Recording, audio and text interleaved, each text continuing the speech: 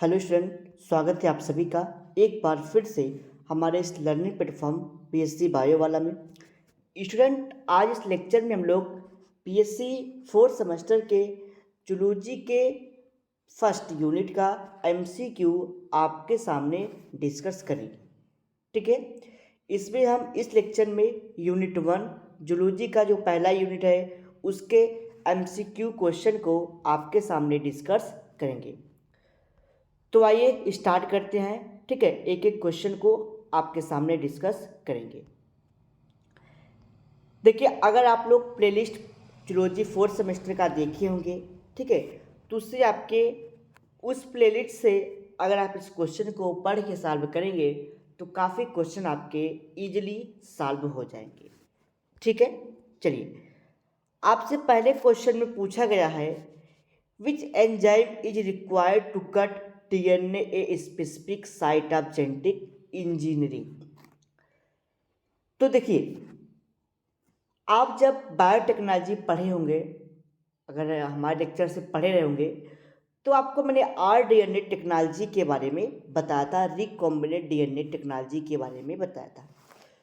वहाँ पे मैंने बताया था कि जो डीएनए होता है उसको काटने के लिए रिस्ट्रिक्शन एंडोन्यूक्लियेज का उपयोग होता है, वही जोड़ने के लिए लाइगेज एंजाइम, डीएनए का रिवर्स यानी कि डीएनए से एमआरएनए बनाने के लिए रिवर्स ट्रांसक्रिप्टेज एंजाइम, तथा डीएनए का डुप्लीकेशन करना डीएनए पॉलीमरेज एंजाइम का उपयोग किया जाता है।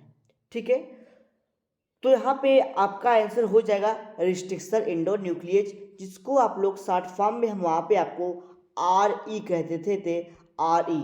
किसी सीक्वेंस से कोई आपको किसी डीएनए के पार्ट को काटना है तो आप आरई के माध्यम से, आरई के माध्यम से यानी कि रिस्ट्रिक्शन एंडोन्यूक्लियेज के माध्यम से काट देंगे।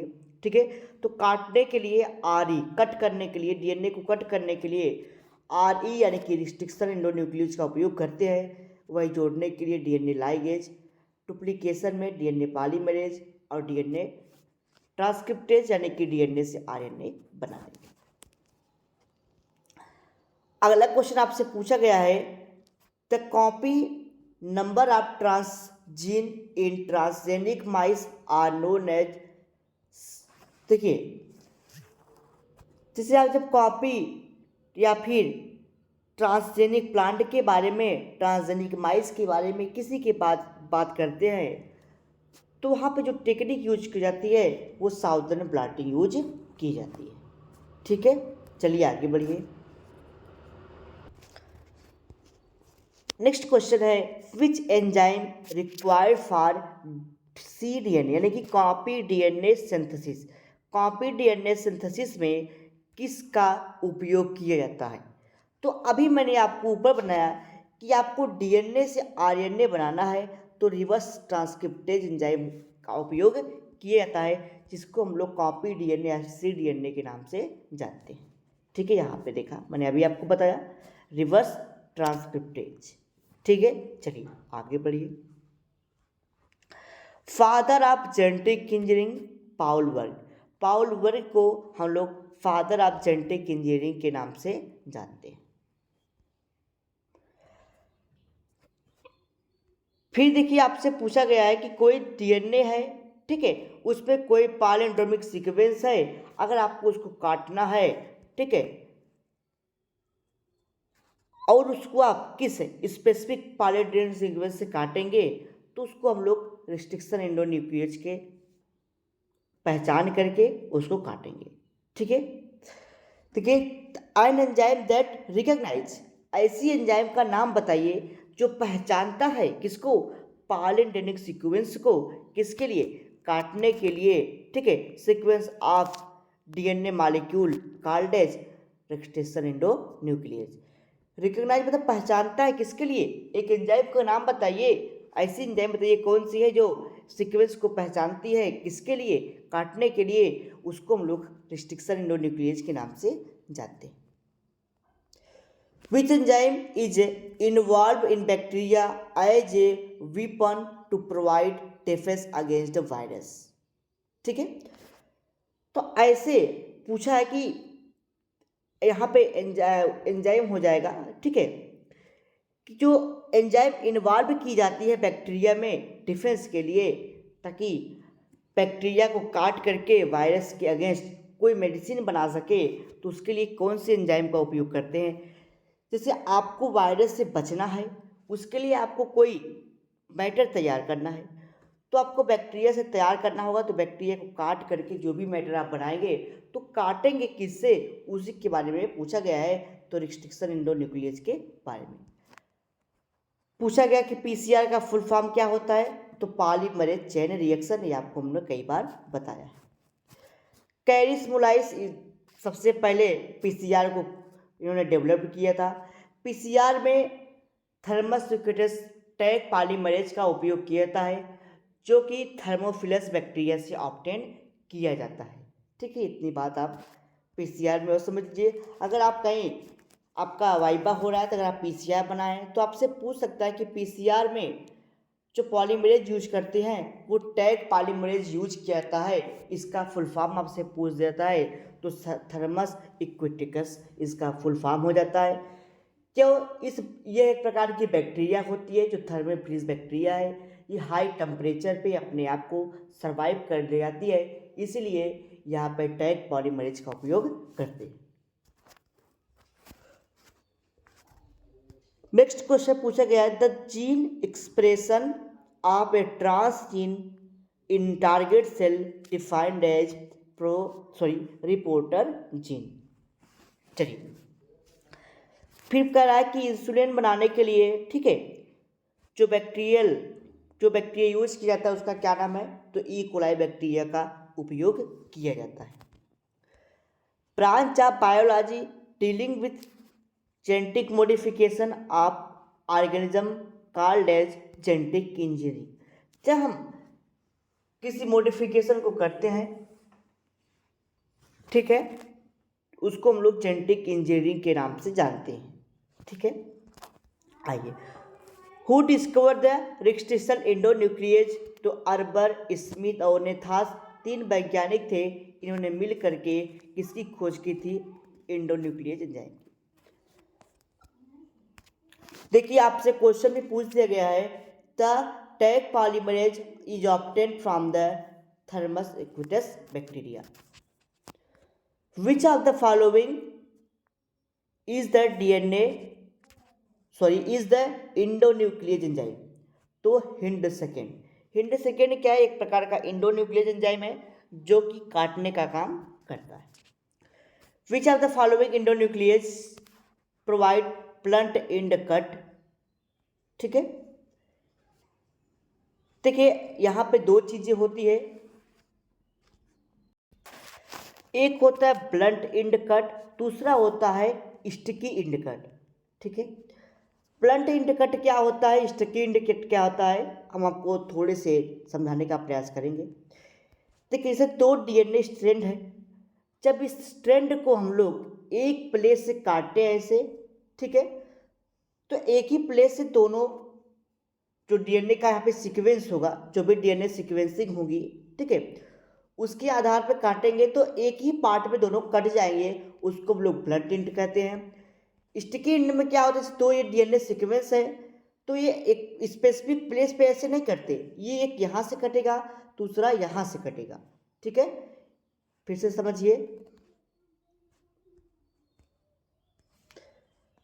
जैसे ये 2 क्या हो गया, आपका डीएनए सीक्वेंस हो गया, ठीक, इसको हम काटेंगे तो एक यहाँ से कटा सपोज करिए, और एक यहाँ से, इसको स्टिकी एंड कट के नाम से जानते हैं, और यहाँ पे डीएनए के ऐसे सीक्वेंस लगे रहेंगे। अगर यही बीच से कट जाता तो इसको ब्लंट एंड कट, और ऐसे कट जाता तो इसको हम लोग स्टिकी एंड कट।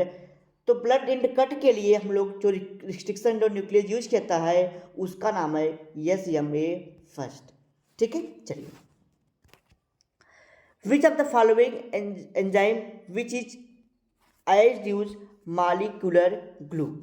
ठीक है, मॉलिक्यूलर ग्लू यानी कि ऐसे एंजाइम का नाम बताइए जो जोड़ने का काम करता है। ग्लू यहाँ से जोड़ने का लिया गया है कि 2 एंजाइम को, यानी कि ऐसे एंजाइम को बताइए जो किसी सीक्वेंस को, किसी डीएनए पार्ट को जोड़ने में उपयोग किया जाता है। ठीक है।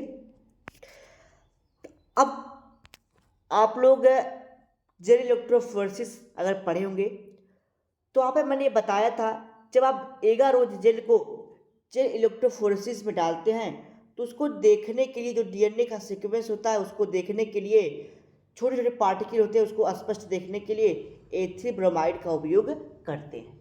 ठीक है, तो वही क्वेश्चन में पूछा गया है, the DNA fragment separate on agarose gel can visualise upon, ठीक है, स्टेनिंग विथ डाई यानी कि एथिल ब्रोमाइड के साथ। A single standard of nucleic acid tagged with a radio active molecule called as probe. देखिए आप लोग अगर डीएनए फिंगरप्रिंटिंग पढ़े होंगे, वहाँ पे हमने प्रोब के बारे में भी बताया था कि जैसे कोई चीज़ आपको चेक करना है, ठीक है, जैसे सपोज करिए ये कोई एक रिएक्शन हम आपको बता दें, C6CO2 प्लस 12H2O आप लीजिए, ऐसे करिए आप।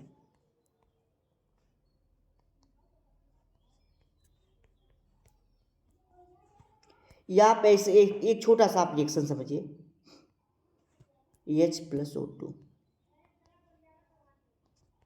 ठीक है, तो यहां से क्या बनेगा, सॉरी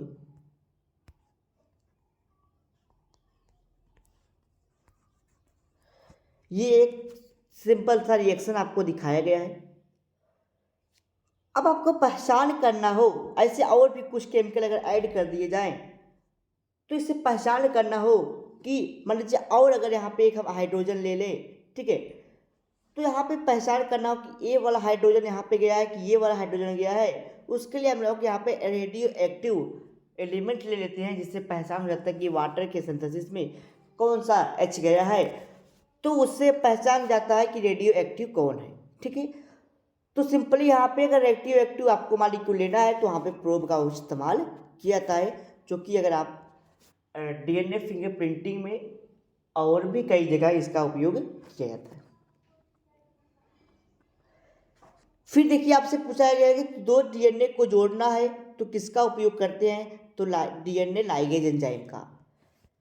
क्वेश्चन समझ लीजिए, which enzyme to join the foreign DNA and plasmid cut by the same restriction nucleus enzyme.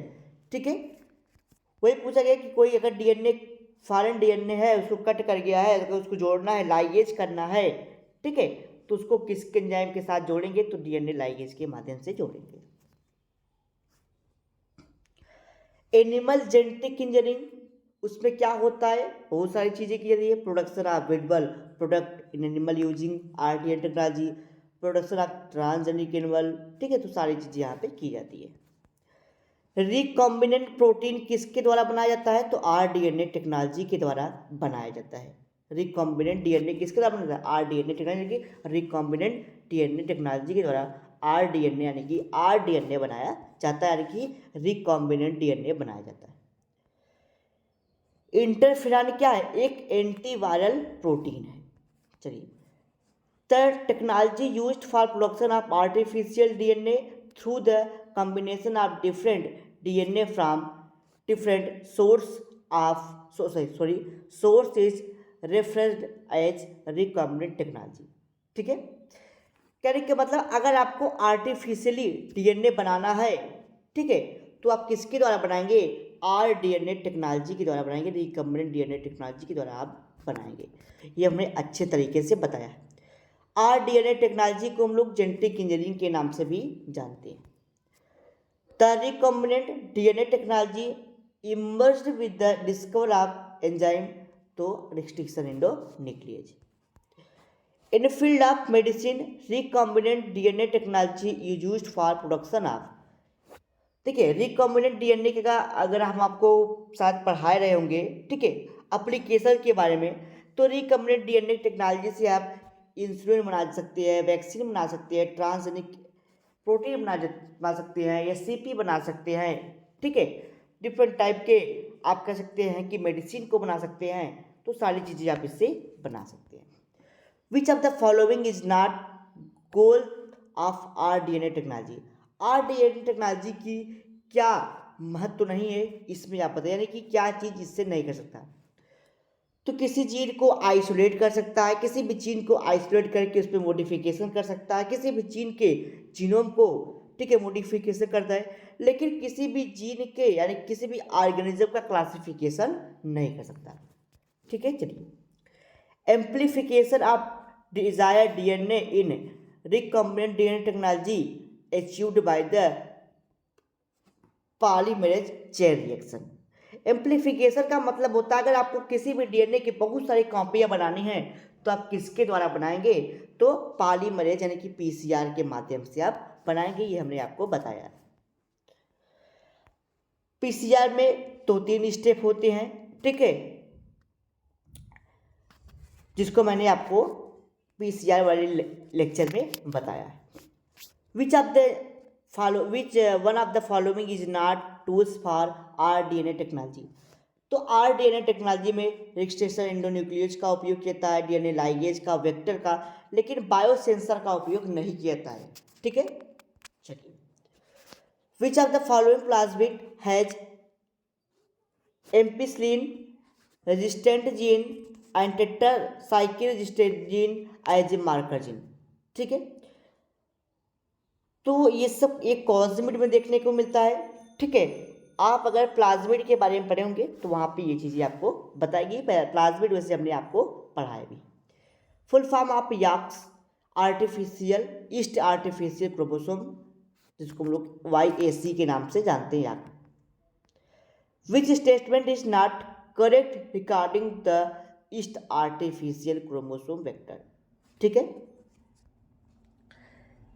ठीक है, जो ईस्ट का आर्टिफिशियली होता है, ठीक है, क्या क्रोमोसोम, वो कंस्ट्रक्टेड वेक्टर के द्वारा बनाया जाता है, जो कि लार्ज सीक्वेंस पाई जाती है उसमें। ठीक है, बड़े भी बनाए जा सकते हैं, छोटे भी बन सकते हुए। जो लार्ज वेक्टर होता है उसमें हम लोग डीएनए ईस्ट का उपयोग करते हैं। ठीक है, वो जेनेटिकली इंजीनियरिंग के माध्यम से बनाई जाती है, जिसमें बहुत सारे बेस पेयर होते हैं, और जो आपका आर्टिफिशियल ईस्ट होता है उसमें लिमिटेड कैपेसिटी होती है किसी स्पेसिफिक कार्य को करने के लिए। ठीक है, तो आपका ये सारे क्वेश्चन सही हो जाएंगे आंसर, कि आपका लिमिटेड कैपेसिटी होती है उसकी वेक्टर की। First cloning vector used by the Herbert Boyer, या ज़्यादातर आपको आंसर में हर्बर्ट बॉयर दे देता है या स्टैनली कोहेन दे देता है, लेकिन ज़्यादातर आपको अभी तक हर्बर्ट बॉयर देखने को मिलता है। अगर आपको हर्बर्ट बॉयर केवल देखने को मिलता है, आपको वहाँ पे टिक कर देना है। Which statement is not correct regarding to plasmid vector. जो प्लाज्मिड वेक्टर होते हैं कोफिशिएंट होते हैं। ठीक है, जीन ऑफ इंटरेस्ट में चलिए, the smallest extra chromosomal DNA molecule in bacterial cell is called as. सबसे छोटा जो बैक्टीरियल सेल का पार्ट होता है उसको हम लोग प्लाज्मिड के नाम से जानते हैं। डीएनए का बैक्टीरियल सेल पढ़े होंगे आप लोग। ठीक है, बैक्टीरियल सेल में 2 स्ट्रक्चर होती है। अगर हम ऐसे बैक्टीरियल सेल को बनाए तो बैक्टीरिया में एक खुद का डीएनए होता है, एक प्लाज्मिड होता है। जो प्लाज्मिड होता है वो एक्स्ट्रा होता है, क्रोमोसोमल डीएनए की तरह होता है, वही पूछा गया उसको हम लोग क्या कहते हैं, उसको हम लोग प्लाज्मिड के नाम से जानते हैं। प्लाज्मिड जो होता है, ठीक है, उसको सबसे पहले किसने दिया था, तो लीडेनबर्ग ने। ठीक है, डायरेक्ट आपसे पूछता है, यहाँ तो पूरा उनका नाम दे दिया, जोशुआ लीडेनबर्ग, डायरेक्ट लीडेनबर्ग देता है।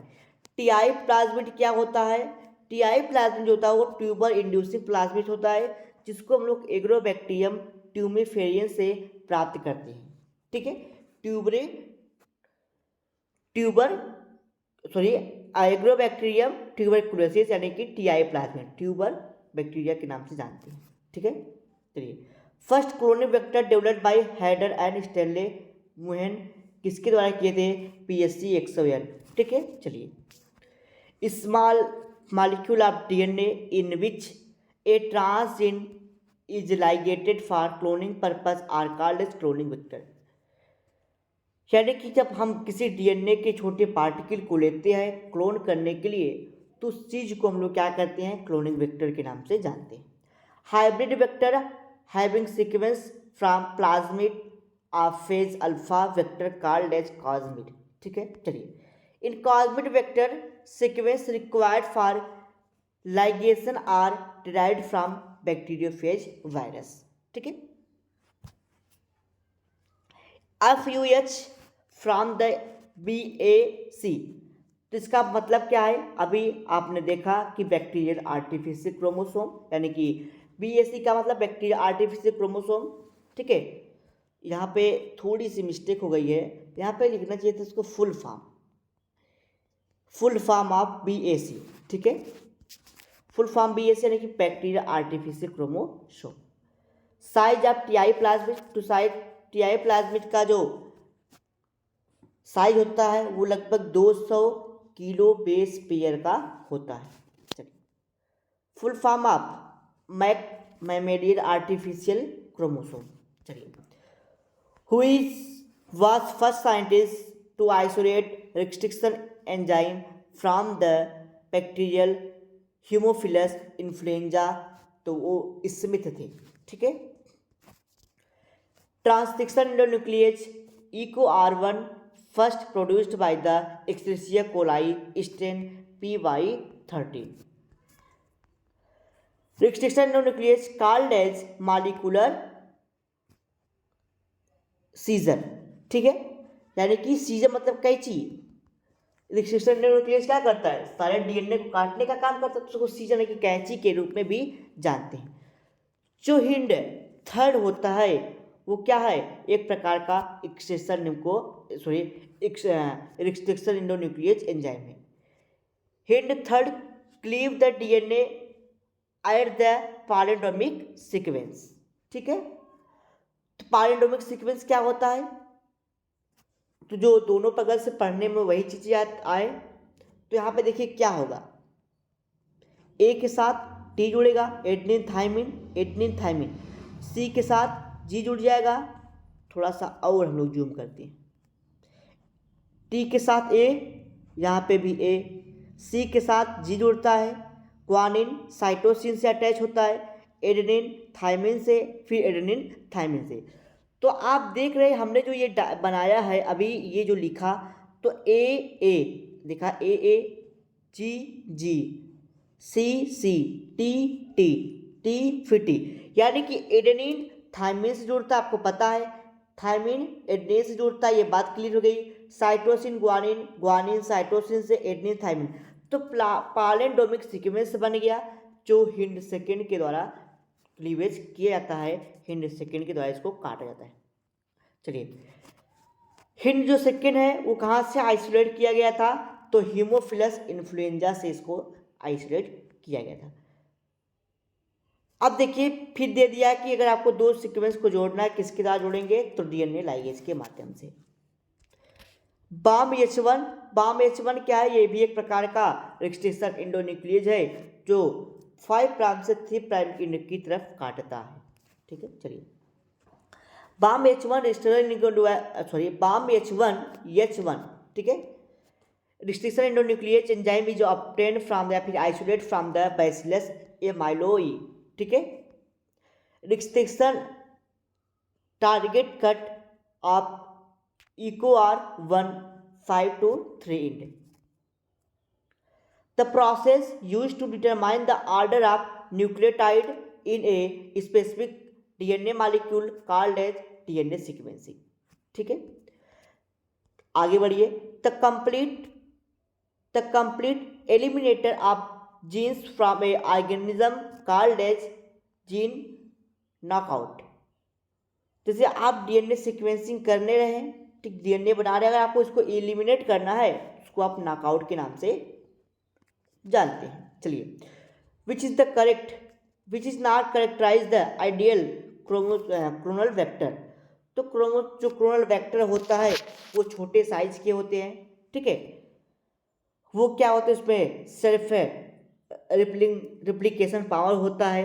ठीक है, जो रिस्ट्रिक्शन एंडोन्यूक्लियस के प्रोसेस द्वारा साइड पे कट कर किए जा सकते हैं। नेक्स्ट है, लास्ट यहाँ पे पूछा गया है, यही आपका आंसर है, जो है कि इसके लिए नॉट एप्लीकेबल है। जो इंसर्शन होता है, जो DNA का फ्रेगमेंट दिया जाता है, ठीक है, फ्रेगमेंट जो एक है, डीएनए से दूसरे डीएनए में दिया जाता है, उसको इंटरफेयर करते हैं, तो वो रिप्लिकेशन के द्वारा नहीं होता है, वो वेक्टर के द्वारा होता है। ठीक है।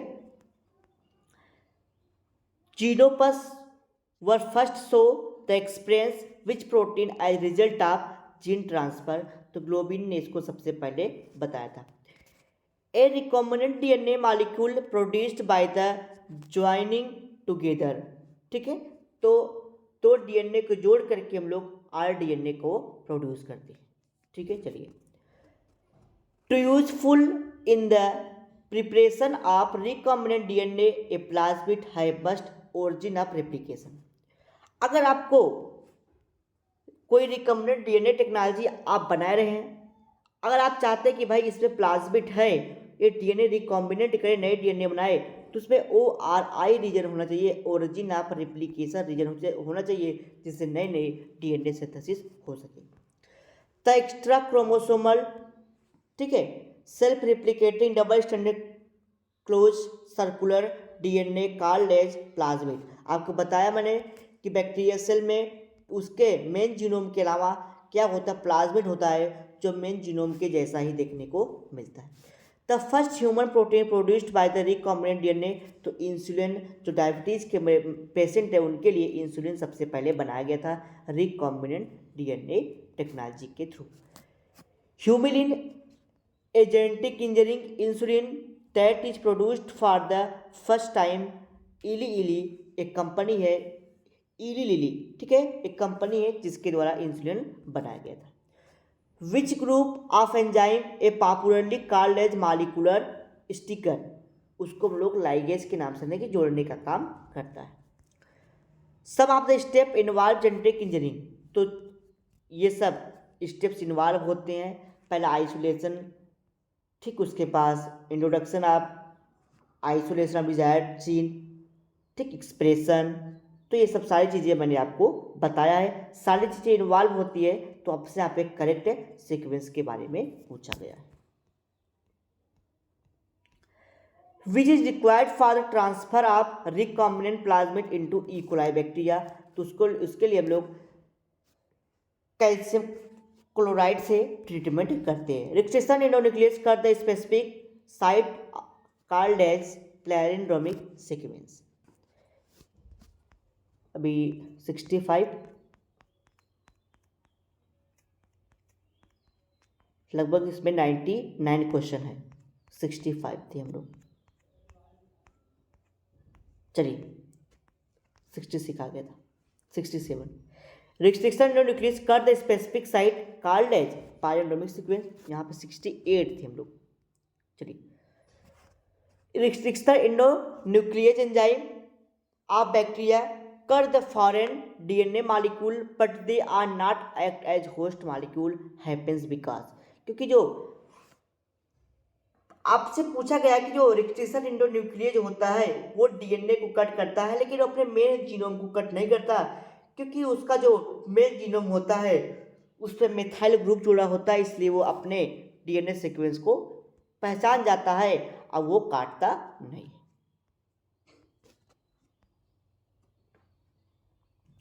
Restriction endonuclease echo R1 cleaves the DNA at the site of G। Adenine और ग्वानिन और एडेनिन के बीच में आपका restriction endonuclease eco R1 cut करता है। ठीक है, चलिए DNA fingerprinting was developed by Alex Jeffrey. ठीक है,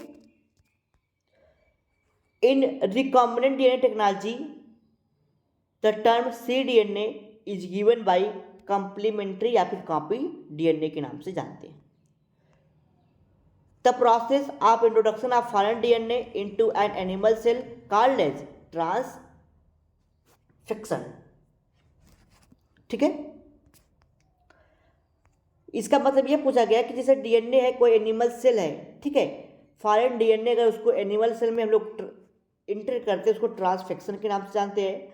माइक्रो इंजेक्शन क्या होता है, तो माइक्रो इंजेक्शन है एक प्रकार का इंजेक्टिंग सॉल्यूशन होता है जो न्यूक्लियस के सेल्स में डाला जाता है। ठीक है, micro injection a part of nucleic acid used to find out gene sequence by hybridisation called as probe. Probe के बारे में भी आपको बताया भी था मैंने, ठीक है। तो इसके माध्यम से आप कौन से जीन में कौन सा सीक्वेंस है उसको भी आप डिटरमाइन कर सकते हैं। A segment of DNA that read the same sequence both forward and backward called as palindromic sequence. तो आप देख सकते हैं कि ये पैरेंडोमिक सीक्वेंस से आप चाहे आगे से पढ़ते, चाहे पीछे से पढ़ते, चाहे बैकवर्ड पढ़ते, चाहे फॉरवर्ड पढ़ते, दोनों चीज़ें एक जैसी आती हैं। PUC19 क्या है? एक प्रकार का प्लाज्मिड है।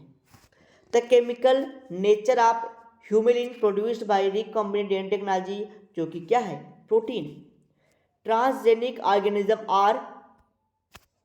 Are the organism of modified by DNA technology, ठीक है, gene transfer technique. A plasmid constituting of its own with insertion foreign DNA is called as recombinant plasmid. The number of polypeptide chain in insulin 2। The first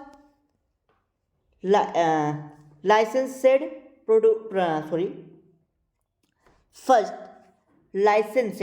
ठीक है, product produced by using rDNA technology, यानी कि insulin. यानी कि पहली बार ऐसा rDNA technology से कौन सी चीज़ को ऑब्टेन किया था जिसका लाइसेंस है आपके पास, ठीक है, तो इंसुलिन, ठीक है। Dolly first animal produce by the sheep के द्वारा पहला एनिमल यानी कि प्रोड्यूस किया था आरडीएनए टेक्नोलॉजी के द्वारा, जिसको हम लोग डॉली, यानी कि जो डॉली था वो एक सिप थी। E coli is the generally preferred of gene cloning because वो सुटेबल होता है, कुछ उसमें चीज़ें होती है, लेबोरेटरी में उसको कल्चर किया जाता है, इसलिए हम लोग ई कोलाई बैक्टीरिया को लेते हैं। पूछा गया कि ई कोलाई बैक्टीरिया को जनरली हम लोग प्रिफर्ड करते हैं, लेते हैं आरडीएनए टेक्नोलॉजी में, क्योंकि वो सुटेबल होता है रेप्लिकेशन के लिए, उसमें अच्छी अच्छी क्वालिटी होती है, वो आसानी से लेबोरेटरी में ग्रो कर जाते हैं, यानी कि कल्चर मीडियम में ग्रो कराई जा सकती हैं।